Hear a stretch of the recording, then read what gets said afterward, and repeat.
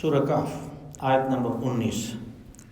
اعوذ باللہ من الشیطان الرجیم، بسم اللہ الرحمن الرحیم۔ وَكَذَلِكَ بَعَثْنَاهُمْ لِيَتَسَاءَلُوا بَيْنَهُمْ قَالَ قَائِلٌ مِّنْهُمْ كَمْ لَبِثْتُمْ قَالُوا لَبِثْنَا يَوْمًا أَوْ بَعْضَ يَوْمٍ قَالُوا رَبُّكُمْ أَعْلَمُ بِمَا لَبِثْتُمْ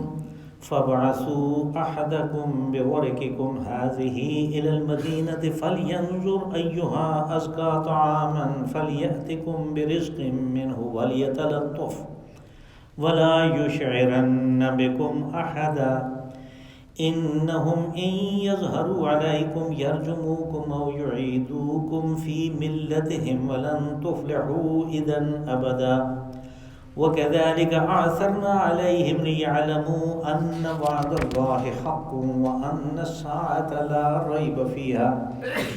إِذْ يَتَنَازَعُونَ بَيْنَهُمْ أَمْرَهُمْ فَقَالُوا ابْنُوا عَلَيْهِمْ بُنْيَانًا رَبُّهُمْ أَعْلَمُ بِهِمْ قَالَ الَّذِينَ غَلَبُوا عَلَىٰ أَمْرِهِمْ لَنَتَّخِذَنَّ عَلَيْهِمْ مَسْجِدًا سَيَقُولُونَ ثَلَاثَةٌ رَابِعُهُمْ كَلْبُهُمْ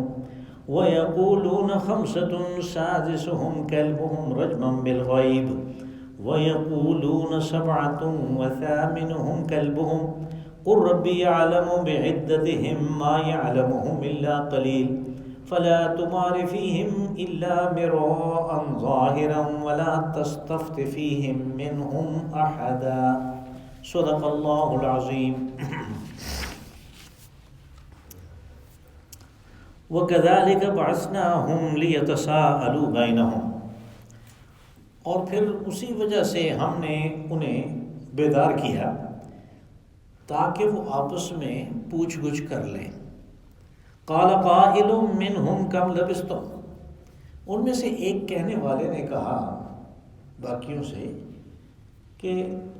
کتنا پڑے رہے یہاں پہ۔ قَالُوا لَبِثْنَا يَوْمًا أَوْ بَعْضَ يَوْمٍ، کہنے لگے کہ کچھ دن ایک یا اس کا کچھ حصہ ہم پڑے رہے ہوں گے۔ قَالُوا رَبُّكُمْ أَعْلَمُ بِمَا لَبِثْتُمْ، پھر انہی میں سے لوگوں نے کہا کہ تمہارا رب ہی بہتر جانتا ہے کہ تم کتنا پڑے رہے۔ فَابْعَثُوا أَحَدَكُمْ بِوَرِقِكُمْ هَٰذِهِ إِلَى الْمَدِينَةِ فَلْيَنظُرْ أَيُّهَا أَزْكَىٰ طَعَامًا، تو تم ایسے کرو کہ اپنے میں سے کسی ایک کو یہ چاندی کا سکہ دے کے بھیجو شہر کی طرف، پھر وہ وہاں پہ یہ دیکھے کہ پاکیزہ کھانا کہاں پہ ہے۔ فَلْيَأْتِكُمْ بِرِزْقٍ مِّنْهُ وَلْيَتَلَطَّفْ وَلَا يُشْعِرَنَّ بِكُمْ أَحَدًا، تو پھر وہ کھانے کی چیز کوئی لے آئے تمہارے لیے اور اس طرح ہوشیاری سے جائے، کسی کو کانو کان خبر نہ ہو ہمارے بارے میں۔ إِنَّهُمْ إِن يَظْهَرُوا عَلَيْكُمْ يَرْجُمُوكُمْ أَوْ يُعِيدُوكُمْ فِي مِلَّتِهِمْ وَلَن تُفْلِحُوا إِذًا أَبَدًا، حقیقت ان لوگوں کے بارے میں یہ ہے کہ اگر انہوں نے ان پہ ظاہر ہو گیا ہماری بات تو وہ ہمیں سنسار کر دیں گے یا واپس اپنی ملت میں لوٹائیں گے، اور اس صورت میں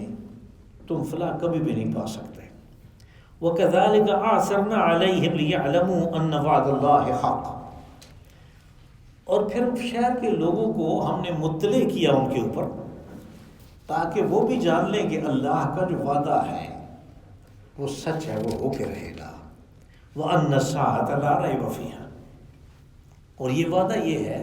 کہ قیامت کی گھڑی برپا ہو کے رہے گی، اس میں کوئی شک نہیں ہے۔ إِذْ يَتَنَازَعُونَ بَيْنَهُمْ أَمْرَهُمْ فَقَالُوا ابْنُوا عَلَيْهِمْ بُنْيَانًا،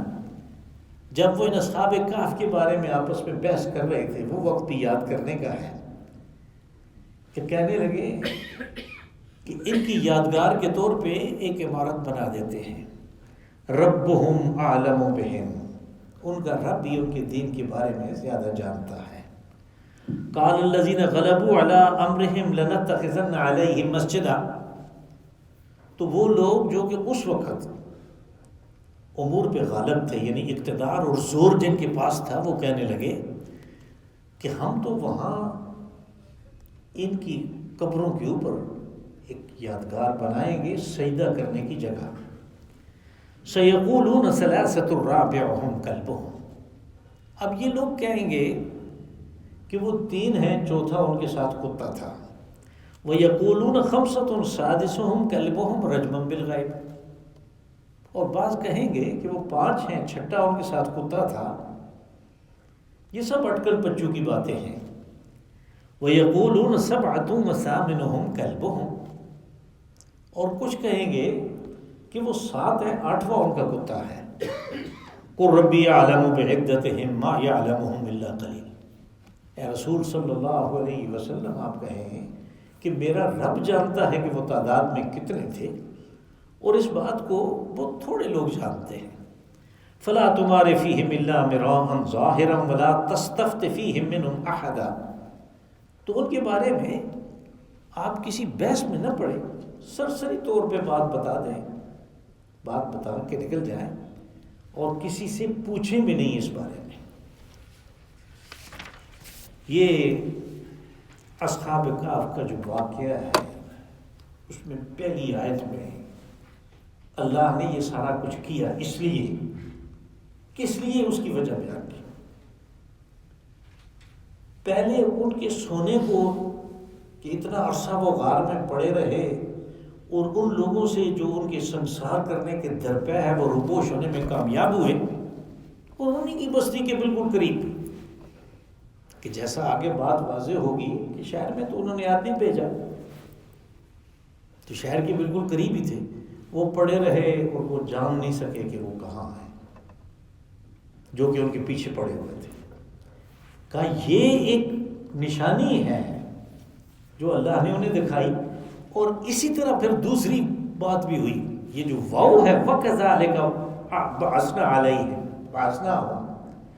یہ واو اصل میں عطف ہے اس چیز کے اوپر کہ پہلی تو وہ بات تھی، اب دوسری یہ بات ہے کہ جو پھر ہم نے انہیں بیدار کیا کہ وہ ایک دوسرے سے پہلے پوچھ گچھ کر لیں کہ ہم کتنا عرصہ پڑے رہے۔ مقصد یہ بتانا ہے کہ لوگوں پہ یہ حقیقت واضح ہو، اور ان پہ بھی کہ جو برزخی زندگی ہے اس کے بارے میں ہر ایک کا یہی تصور ہوگا۔ جب محشر پر پا ہوگی تو وہ کہے گا کہ ایک دن یا اس کا کچھ حصہ پڑے رہے ہم، یہ ہمارے ساتھ کیا ہوا کہ ہمیں اس مختصر سی نیند کے بعد اٹھا دیا گیا۔ انہوں نے بھی بالکل یہی بات کہی۔ قال کم لبثتم، کسی ایک نے ان میں سے یہ کہا، اس لیے کہ کالا واحد کا صیغہ ہے، ایک نے کہا کہ کتنا پڑے رہے، یعنی اپنے باقی ساتھیوں سے پوچھا۔ قالوا لبثنا یوما او بعض یوم، انہوں نے کہا کہ ہم پڑے رہے ایک دن یا اس کا کچھ حصہ۔ لبثنا یوما او بعض یوم، بالکل یہی الفاظ عالم برزخ کی زندگی کے بارے میں بھی آتے ہیں کہ لوگ ایک دوسرے سے پوچھیں گے کہ ہم کتنا پڑے رہے، کہیں گے دن یا اس کا کچھ حصہ، اور پھر وہ تنگ آ کے اس بات کو آپس میں کہیں گے کہ فاسأل العادین، کہ جو شمار کرنے والے کوئی تھے ان سے پوچھو، ہمیں نہیں پتا ہم کتنا پڑے رہے۔ قالوا ربکم اعلم بما لبثتم، اب پہلا قالو جو ہے وہ بھی جمع کا صیغہ ہے، اور دوسرا قالو بھی جمع کا صیغہ ہے، یعنی پہلا تو یہ ہے کہ وہ کہہ رہے ہیں جو کم از کم 3 ہیں، وہ کہہ رہے ہیں کہ ہم ایک دن یا اس کا کچھ حصہ پڑے رہے۔ دوسرا قالو جو ہے یہ بھی جمع کا صیغہ ہے، وہ کہہ رہے ہیں کہ ہم، تمہارا رب بہتر جانتا ہے کہ تم کتنے پڑے رہے۔ اب یہاں سے یعنی حساب کر کے بعض لوگوں نے تعداد نکالی ہے، اور غالباً ان کا اندازہ درست ہے، اس لیے کہ کالا ایک ہو گیا، وہ تو پوچھ رہا ہے۔ قالو جو ہے وہ کم از کم 3 ہیں، وہ یہ بات کہتے ہیں، ان کا یہ نظریہ ہے کہ ہم ایک دن یا کچھ حصہ پڑے رہے۔ دوسری دفعہ پھر قالو ہوا، ان 3 نے مختلف بات کی، کم از کم 3 نے مختلف بات کی، انہوں نے یہ کہا کہ تمہارا رب بہتر جانتا ہے کہ تم کتنے پڑے رہے۔ تو یہ 3 اور 3 6 اور 1 7 ہو گئے، اور آگے یہ میں نے اس لیے ختم کی یہ بات کہ آگے یہی چیز جو ہے یہ دوبارہ آ رہی ہے، تو اس میں پھر ان کی تعداد کے بارے میں مزید بات ہوگی۔ فَبَعْثُوا أَحَدَكُمْ بِوَرِقِكُمْ هَٰذِهِ إِلَى الْمَدِينَةِ، ورق جو ہے یہ اسی ورق کو کہتے ہیں، یہ جو ورق ہوتا ہے اس کو ورق کہتے ہیں، لیکن جب عربی زبان میں ورق استعمال ہو را کے زیر کے ساتھ تو یہ چاندی کے لیے استعمال ہوتا ہے۔ اب چاندی کے سکے ہی اور سونے کے سکے ہی استعمال ہوتے تھے پہلے، یعنی اس پیپر منی کی ایجاد سے پہلے چاندی اور سونے کے سکے استعمال ہوتے تھے اور ساری دنیا میں استعمال ہوتے تھے۔ چونکہ سونے کا سکہ تو بہت قیمتی ہوتا تھا، اس لیے وہ عام طور پہ نہیں ہوتا تھا، تو چاندی کے سکے عام جو چلتے تھے وہ چاندی کے، اور پھر اس چاندی کو ہی سکے کی، یعنی یہی لفظ جو ہے وہ سکے کے لیے بھی استعمال ہوا۔ یہاں پہ بھی یہی بات ہے کہ چاندی جب کہا تو وہ مسکوک شکل میں ہو، یعنی سکہ اس کا بنا دیا گیا ہو یا نہ بنا دیا گیا ہو، وہ اپنی قیمت کے اعتبار سے اتنے ہی پیسوں کا ہوتا ہے۔ یعنی پہلے آج سے 80 سال پہلے جب تقسیم نہیں ہوئی تھی اور وہ چاندی کا روپیہ یہاں پہ چلتا تھا، 100 سال پہلے چاندی کا روپیہ چلتا تھا، تو وہ روپیہ اصل میں اس کی قیمت بھی 1 روپیہ ہی ہوتی تھی اتنی چاندی کی، تو وہ سکے کی شکل میں ہو یا چاندی کی شکل میں ہو ایک ہی بات ہے۔ یہاں پہ بھی چاندی کا لفظ استعمال کیا، یعنی اس کو اس کی جو ویلیو ہے، اس کی قیمت جو ہے وہ وہی ہے۔ بِوَرِقِكُمْ هَٰذِهِ إِلَى الْمَدِينَةِ، یعنی یہ ہے وہ سکہ، تو تم اس کو لے کر شہر میں جاؤ۔ فَلْيَنظُرْ أَيُّهَا أَزْكَىٰ طَعَامًا فَلْيَأْتِكُمْ بِرِزْقٍ مِّنْهُ وَلْيَتَلَطَّفْ، کہا کہ پھر جو جائے وہ یہ بات دیکھے، احتیاط کرے، تحقیق کرے کہ پاکیزہ کھانا کہاں پہ ہے۔ اب جیسے میں نے گزارش کی تھی کہ یہ لوگ جس زمانے میں بستی سے بھاگ کے گئے، وہاں کا جو نظام ہے وہ شرک پر مبنی تھا، وہ سارے کے سارے مشرکین تھے، پوری سلطنت روما جو ہے وہ مشرکین کی تھی، تو مشرکوں کے لیے حلال و حرام کی تمیز کوئی چیز نہیں، لیکن حضرت عیسیٰ علیہ السلام کی تعلیمات نے حلال اور حرام کے درمیان ایک فرق قائم کیا، اور وہ فرق تورات کے عین مطابق تھا، اس لیے کہ آپ اپنی شریعت لے کے نہیں آئے، بلکہ آپ تورات کو ہی نافذ کرنے کے لیے آئے تھے۔ تورات کی ہی ساری چیزیں جو احکامات جو ہیں وہ عیسائیوں میں بھی ہیں اور ہونی چاہیے، اس لیے کہ وہ رسولاً الی بنی اسرائیل، وہ بنی اسرائیل کی طرف رسول بنا کے بھیجے گئے۔ تو جب یہ لوگ جا کے غار میں سو گئے تو پیچھے ایک انقلاب برپا ہوا، اور وہ انقلاب یہ تھا کہ 300 عیسوی میں جو بادشاہ تھا کیسٹنٹائن، سلطنت روما کا جو ایمپرر تھا، وہ عیسائی ہو گیا۔ اب اس کی وجہ سے الناس علی دین ملوکہم، عرب کہتے ہیں کہ لوگ تو بادشاہوں کے دین پہ ہوتے ہیں، جیسے بادشاہ ہوگا ویسے لوگ ہوں گے، ان کا بھی عقیدہ وہی ہوگا، تو اکثریت لوگوں کی عیسائی ہو گئی۔ لیکن جس طرح آج کل کے مسلمان ہیں کہ اپنے عقائد کی صحیح تشریح نہیں کر سکتے، وہ اس سے نہ بند نہ آشنا ہیں، اللہ کی جو کتاب ان کی طرف آئی اس سے وہ نہ آشنا ہیں، اور اسی طرح نماز کی حقیقت کو، زکوٰۃ کی حقیقت کو، حج کی حقیقت کو وہ نہیں سمجھتے، ایسے ہی وہ عیسائی بھی تھے۔ تو ان میں سے بھی اکثریت اس یونانی فلسفے کے تحت تھی، اور اس کے نتیجے کے طور پہ ان میں بحث و مباحث آخرت کے بارے میں ہوتے رہتے تھے، اگرچہ وہ عیسائی تھے لیکن آخرت کے بارے میں ان کی بحث مباحث سے ہوتے رہتے تھے کہ آخرت برپا ہوگی کہ نہیں ہوگی۔ اور پھر وہ لوگ اکثر و بیشتر غالب آتے تھے کہ جو کہتے تھے کہ آخرت نہیں ہے، دنیا یہی ہے، جو کچھ ہے یہی ہے۔ اور یہ اثر تھا یہود کے اس خاص فرقے کا جس کا نام تھا صدوقی۔ صدوقی تورات سے دلائل لے کے آتے تھے کہ قیامت نہیں ہونی، جزا و سزا یہی پہ ہے، اور یہ عیسائی لوگ اپنی کم معلومات کی وجہ سے ان سے زج ہو جاتے تھے، مار کھا جاتے تھے بحث مباحثے میں۔ اور پھر خاص طور پہ جس زمانے میں یہ بیدار ہوئے، یہ وہ زمانہ تھا کہ جب عیسائیت کی تعلیمات کو بھی پال نے آ کے مسخ کر دیا اور اصل عقائد سے ان لوگوں کو ہٹا کے مشرکانہ نظام کے اوپر ان کو ڈال دیا، مشرک طریقوں کے اوپر ان کو ڈال دیا۔ اور وہ یعنی جو کتبے ایکسکیویشنز میں ملتے ہیں ان کے مطابق یہ وہ زمانہ تھا کہ انہوں نے حضرت مریم کی، حضرت عیسیٰ علیہ السلام کے مجسمے رکھنے شروع کر دیے، اور مریم کو، حضرت عیسیٰ علیہ السلام کی والدہ کو انہوں نے خدائی میں شامل کر لیا تھا۔ وہ جو اقنوم تھے، یعنی جو تین خدا انہوں نے بنائے تھے کہ ایک میں تین اور تین میں ایک، ان میں سے ایک مریم بھی ہو گئی تھی، اور ان کا مجسمہ جہاں بھی رکھتے تھے ایک خدا کی ماں کی حیثیت سے رکھتے تھے کہ یہ مادر خدا ہے۔ تو اس زمانے میں ظاہر ہے تحقیق تو کرنی پڑے گی کہ حلال کہاں ہے، اس لیے کہ اگرچہ تورات میں حرام چیزوں کا وہی تذکرہ ہے جو قرآن پاک میں ہے، لیکن پال کی تعلیمات نے اور صدوقیوں نے ان حرام چیزوں کو بھی حلال قرار دے دیا تھا۔ یہ اسی کا نتیجہ ہے کہ آج عیسائی دنیا میں آپ جائیں، وہ ہیں تو کرسچن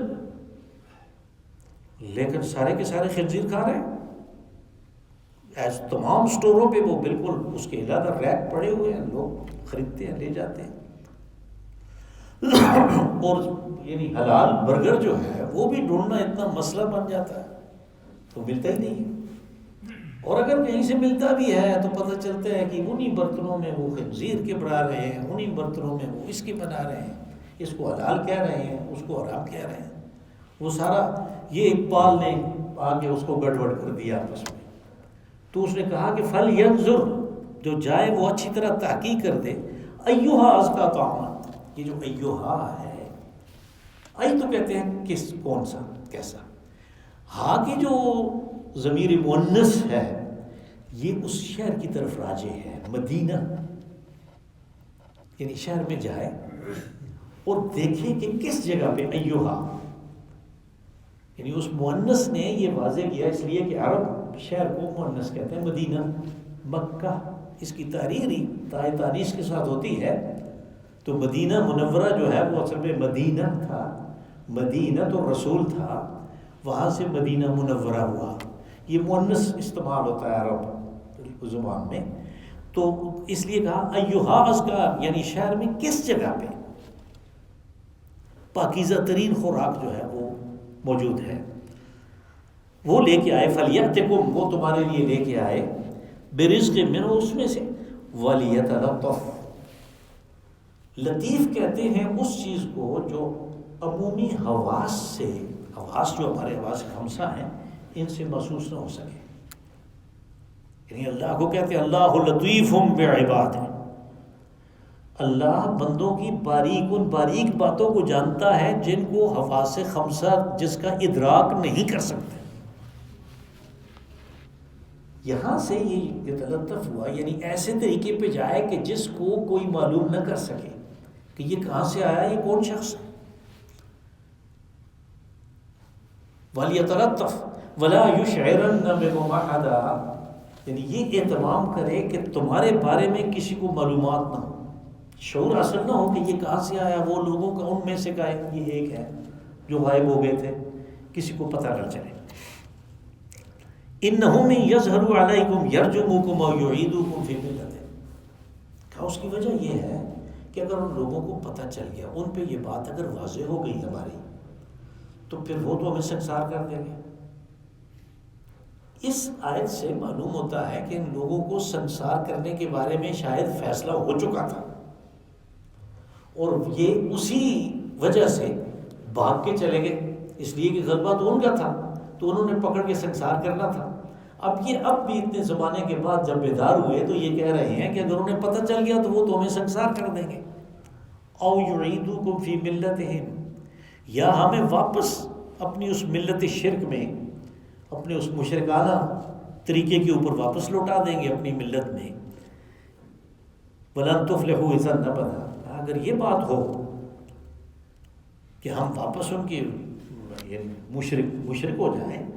تو پھر تو فلاح ہم کبھی بھی نہیں پا سکتے، کبھی بھی فلاح نہیں پا سکتے. یعنی جس سے معلوم ہوا کہ ان کی معلومات جو ہے اس حد تک بہت درست تھی اور صحیح تھی کہ فلاح کے لیے موحد ہونا بڑا ضروری ہے، توحید پرست ہونا بڑا ضروری ہے.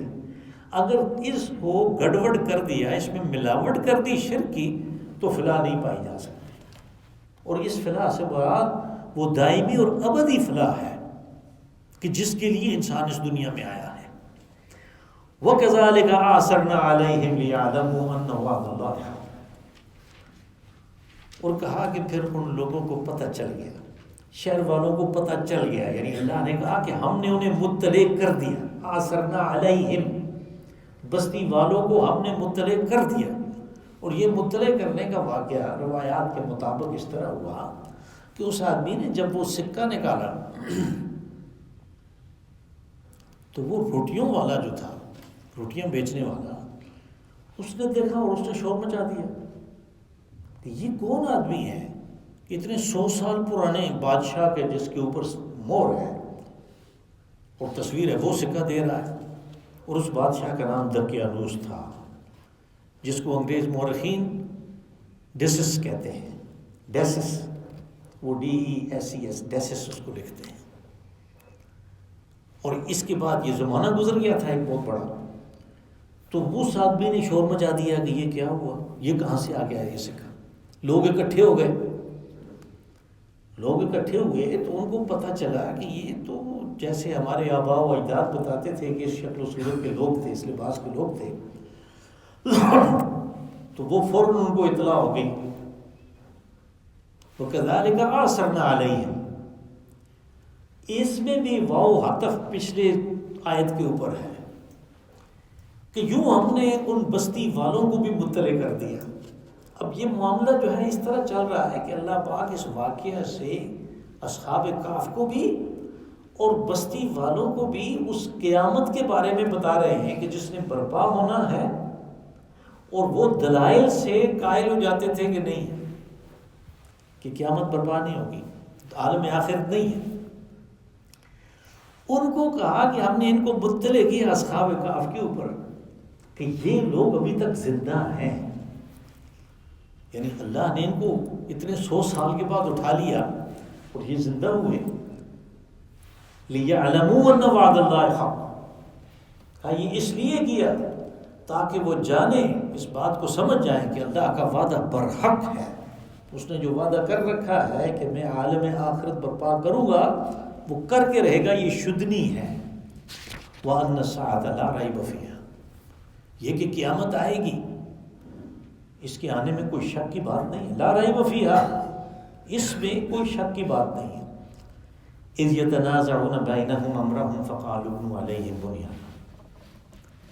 کیا وہ وقت بھی یاد کرنے کا ہے کہ جب وہ ان اصحاب کہف کے بارے میں آپس میں جھگڑ رہے تھے تو کچھ لوگوں نے کہا کہ ہم ایک یادگار کے طور پہ ان کی غار کے اوپر، علیہم اصل میں اس طرح ہے کہ ایک مضاف اس میں محذوف ہے. علیہم جو ہے وہ ہے علی کہفہم، یعنی ان کی غار کے اوپر ہم ایک یادگار عمارت بنا دیں گے. قالوا ابنوا علیہم بنیانا ربہم اعلم بہم، یہاں بہم جو ہے اس میں پھر ایک مضاف محذوف ہے. ربہم اعلم بہم، ربہم اعلم بدینہم. رہ گیا یہ معاملہ کہ یہ کون لوگ ہیں، کہ کیا عقائد ہیں، کیا کرتے ہیں، یہ کیسے پڑے رہے، وہ تمہارا رب جانتا ہے. قال الذین غلبوا علی امرہم، جو لوگ امور کے اوپر غالب تھے، یعنی اقتدار اور قوت جن کے پاس تھی، وہ کہنے لگے کہ ہم ان کی قبروں کے اوپر سجدہ کرنے کی جگہ بنائیں گے. اصل جھگڑا جو تھا جس کی وجہ سے یہ لوگ بھاگے، وہ ڈیسس کے زمانے میں یہ تھا کہ جو شخص بھی سامنے آئے گا وہ بادشاہ کو سجدہ کرے گا. اور انہوں نے کہا ہم تو سجدہ نہیں کرتے، ہم تو سجدہ اللہ کو کرتے ہیں، مخلوق میں سے کسی کو سجدہ نہیں کرتے ہم. یہاں سے جھگڑے کا آغاز ہوا. اب وہی لوگ دوبارہ یعنی وہ یونانی فلسفہ جو ہے کہ آخرت برپا نہیں ہوگی اور یہ کہ بادشاہ کی قدر و قیمت ہونی چاہیے، یعنی پہلے وہ عیسائی بھی ہو گئے لیکن عقائد پال نے پھر غلط کر دیے، تو اس کے نتیجے کے طور پہ جن کے پاس اقتدار تھا ان کو پال کی باتیں بڑی پسند آئیں، اس لیے کہ پال نے بھی کہا کہ اس کو سجدہ کرو، بادشاہ کو سجدہ کرو۔ تو وہ اقتدار والے جو تھے وہ کہنے لگے کہ ہم سجدہ کرنے کی جگہ جو ہے ان کی قبروں کے اوپر بنائیں گے۔ بات واضح ہو گئی نا؟ مسجد اپنے لغوی معنی میں استعمال ہوا، یہ مسجد نہیں ہے جو ہم بناتے ہیں۔ اور کچھ لوگوں نے یہاں سے قبور کے اوپر مسجد بنانے کا مسئلہ نکال لیا، حالانکہ اصل بات جو ہے وہ اس کے بالکل خلاف ہے، اور پھر رسول اللہ صلی اللہ علیہ وسلم نے واضح طور پہ اس چیز سے منع کیا۔ ہمیں ترمذی میں، نسائی میں، ابن ماجہ میں حدیث ملتی ہے، اس کے مطابق رسول اللہ صلی اللہ علیہ وسلم نے فرمایا کہ اللہ نے لعنت کی ان لوگوں پر کہ جنہوں نے اپنے اچھے لوگوں، صالحین کے لوگوں کے اوپر مسجدیں بنا دی۔ تو یہاں سے یہ مسئلہ نہیں نکلتا کہ انہوں نے چونکہ کہا کہ ہم مسجد بنائیں گے، انہوں نے کہا کہ یہ سجدے سے انہوں نے انکار کیا تھا کہ ہم بادشاہ کو سجدہ کروائیں گے ان کی قبروں کے اوپر۔ سَيَقُولُونَ ثَلَاثَةٌ رَابِعُهُمْ كَلْبُهُمْ۔ اب چونکہ یہ نبی صلی اللہ علیہ وسلم سے مکہ والوں نے، یہود کے ایما پہ، اس لیے کہ مکہ والوں کی یہ معلومات نہیں تھی، ان واقعات کا ان کو کوئی پتہ نہیں تھا، یہ اصل معلومات یہود کے پاس تھی۔ یہود کی ایما پہ انہوں نے مختلف سوال پوچھے، سورہ کہف میں ان تینوں سوالوں کے جواب ہیں۔ ایک تو اصحاب کہف کا واقعہ جو ابھی چل رہا، آگے آئے گا حضرت موسیٰ علیہ السلام اور حضرت خضر کا واقعہ، اس کے بارے میں پوچھا،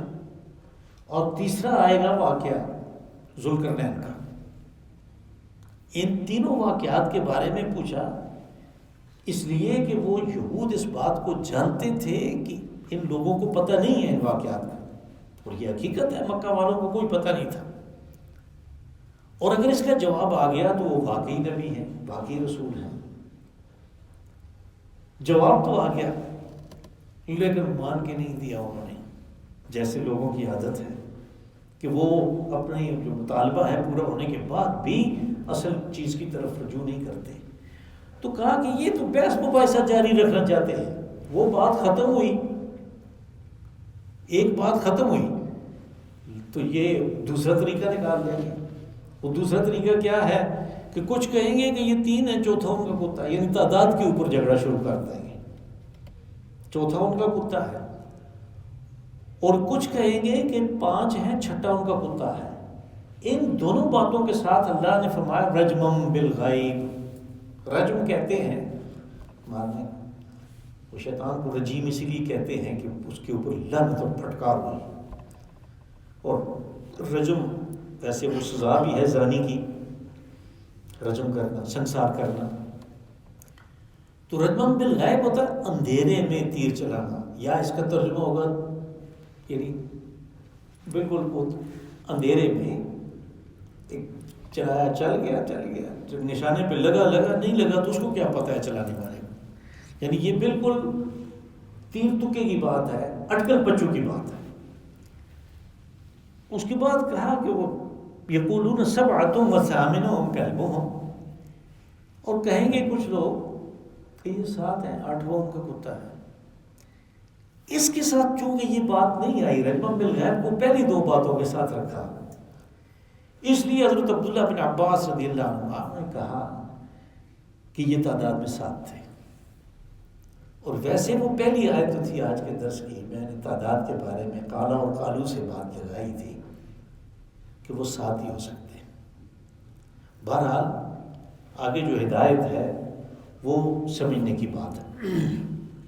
قُل رَّبِّ أَعْلَمُ بِعِدَّتِهِم مَّا يَعْلَمُهُمْ إِلَّا قَلِيلٌ۔ اب یہ بحث مباحثے کے بارے میں نبی صلی اللہ علیہ وسلم کو ہدایت ہوئی کہ آپ کہیں میرا رب بہتر جانتا ہے وہ کتنے ہیں، اور ان کی تعداد کو کوئی تھوڑے ہی لوگ جانتے ہیں، زیادہ کو ان کا پتہ نہیں ہے۔ یعنی یہ بات کو ختم کرنے کی کہ بحث سے، مناظرے سے کسی چیز کا کوئی فیصلہ نہیں ہوتا، اور جو مناظرہ کرنا چاہتا ہے، جو بحث کرنا چاہتا ہے کسی معاملے پہ، آپ ایک اس کے سوال کا جواب دیں، وہ دوسری بات نکال لے گا،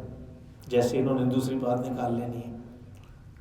آپ اس کا جواب دیں، یہ ایک اور نکال لے گا، اس لیے کہ وہ تو مناظرہ کرنے والا ہے، وہ بحث کرنا ہو تو بحث کرے گا، وہ جاری رکھے گا۔